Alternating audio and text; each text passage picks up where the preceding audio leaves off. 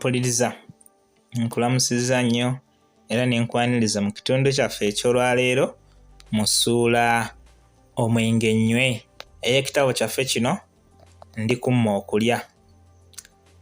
Yesuula okwagala twagifundikidde era butereevu munzikirize neesoggerewo essuula yaffe eno empya omwenge nnywe.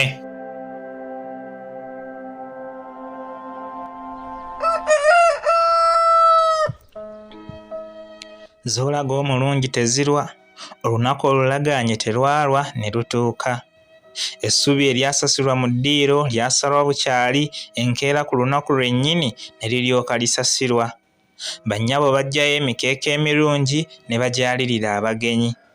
Ebbanga lyonna nali neesunga okulaba ku munnange naye kyambuukako okuntegeeza nga bamaze n'okutuuka nti saali wa kubalamusa wadde okwogera n'ettebyasa. Nayagala okukaaba naye ne ntya okuswala. Bwe nga banandaba batya omukazi omukulu nga mbega emimwa. Nalowooza ku kwesuulamu kannankwanga mpiteko mu luggya waakiri era nningize obulingiza ku munnange. Kyokka n'ekyo ne nkitya nga nja kuvumaganya bakadde bange. Bakadde bange n'ab'emikwano baagenda okulamusa abagenyi naye buli eyaddanga n'aŋŋambanga mbu bwe nalonda omusajja omulungi. Naye essanyu olwa munnange okujja n'ennyiike olw'obutamulabako byali bimaze okwegatta ng'olwo nkuba y'abageye. Neewuunya okulaba ng'omwana mulenzi yasirikira mu ddiiro n'abanga ataliimu so nga bwe twabanga ffembi nga taŋŋanya kwogera anti nga nnyumiza ebintu bingi ebyansanyusanga ennyo. Naye ku olwo nakanda kutegereza nti n'awulira eddoboozi lye waakiri ne ŋŋumira okwo nga bwereere. Naye ddaaki nga bali kumpi n'okuddayo nga lwe muwulira ng'ajjuuliriza ebigambo munne bye yali amaze okwogera nti, "Oh, gwo gwase nnyo." Ndowooza yali ayogera ku musana. Nze nno nali ndowooza nti olw'obutandabako kye kyali kimusunguwazza ne kimugaana okwogera, kuba nafumiitiriza ekyamuwumbya akamwa ne kimbula. Naye oluvannyuma nakitegeera nti yali tateekwa kulasanira ku buko. Bwe nayongera okubuuza ensonga egaana omusajja ayogereza omuwala okwogera ennyo ku buko ne bantegeeza nti bamutiisa oluusi okwogera ebigambo ebitali birungi era n'okutya okumwogerako nti omuko wamuwulidde bw'alejja. Weewaawo baŋŋaana okugenda mu ddiiro naye tebanziyiza kulingiza. Nange nno kye nakola kwe kuyisa amaaso mu mmuli ez'ekisaakaate nengere ku bannange. Tebyasa yantwala omubiri n'omutima n'agutwaliramu. Okusiibulagana nga kutuuse yakyuka n'atunuulira kitange enkaliriza oluvannyuma n'amwenywamu. Ekikolwa ekyo gattako n'entambula gye yatambula ng'agooma ggwerayo nnyini mu kkonaati byansigala ku mutima ng'ekiyimbiro naye kwo okwagala ne kusigala mu mutwe ng'omwasi.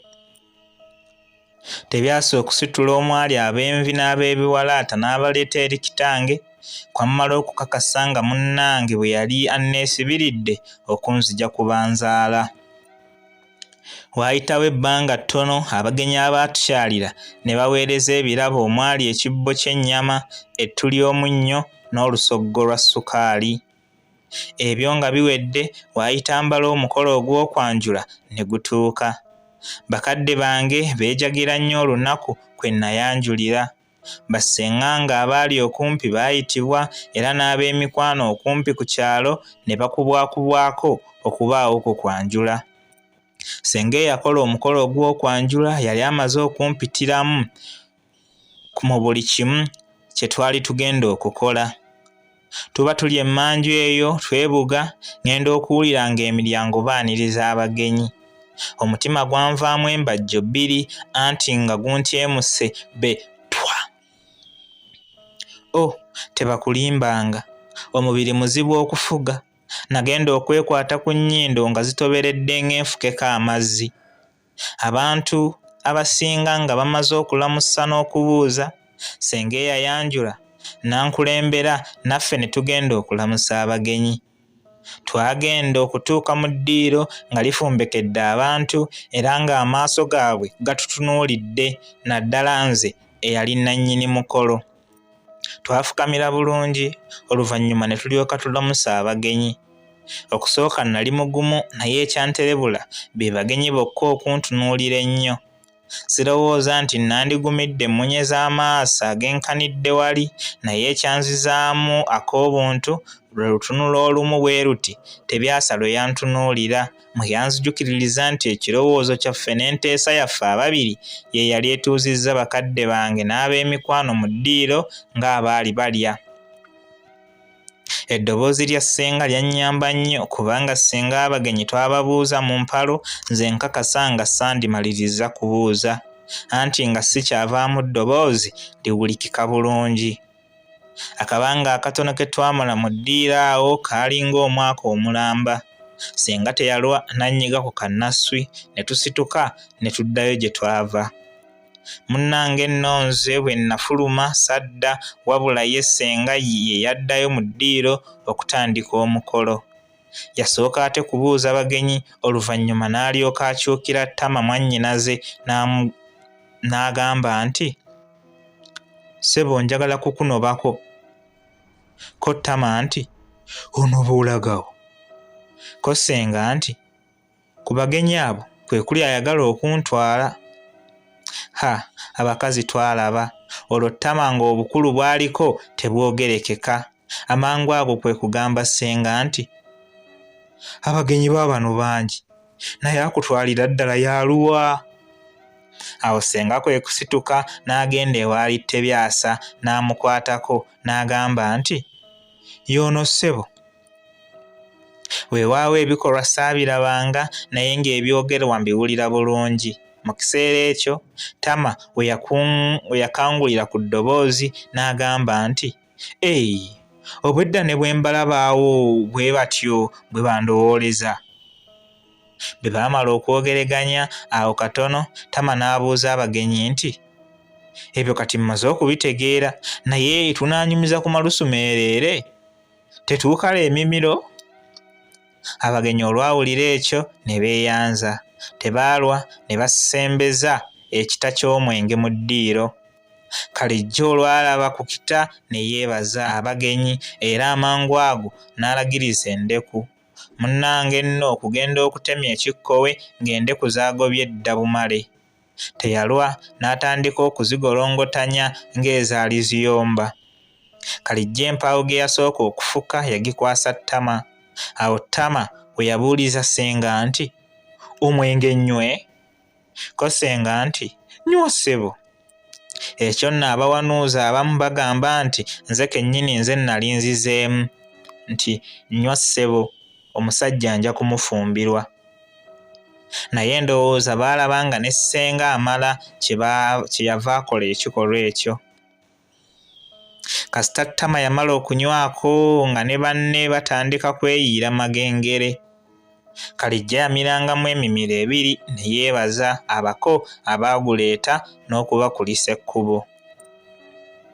Mu kiseera ekyo nze ng'emmanju wanfundiridde anti nga sikyalina wendya, nsattira busattizi ng'omukunku eyeekoonye. Ng'abaali mu ddiiro bamaze okuweweeza ku mumiro, Tama n'atandika okusala ebintu, anti taata yali abimutegeezezza byonna ggulo limu. Yasookera ku mutwalo n'asala siringi 4, n'azzaako ekkanzu 2, embugo 2, omwenge ebita 4, akabbo k'omunnyo n'ak'ensonzi. Embuzi embaagire ddala n'etambuza ebigere ne kaasuze katya. Olwamala okubitema atyo nga yeerattira. Okweyanza n'okusiima ebyali wali sibirojja. Ebyo nga biwedde nagenda okuwulira nga batandise kuzza muwendo. Za nsanze waabwe ani gwe balamuza ng'abalamuza embuzi. Abakazi twalaba ggwe wamma.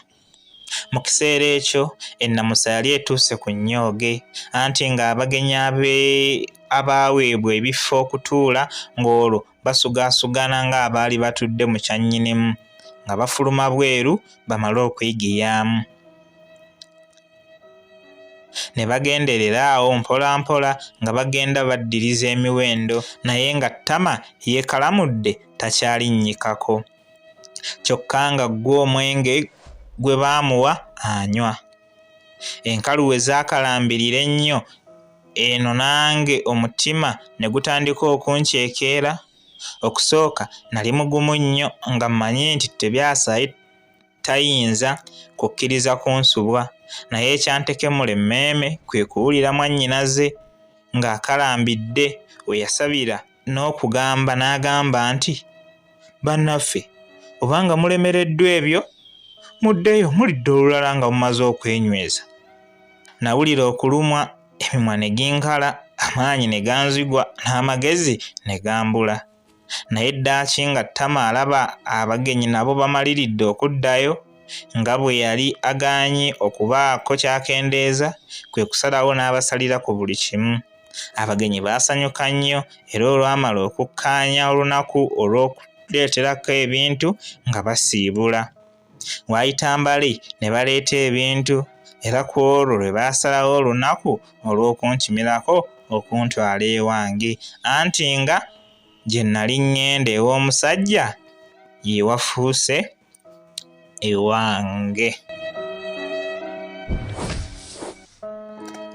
Ampuliriza, bw'etyo essuula yaffe omwenge nnywe bwerabise.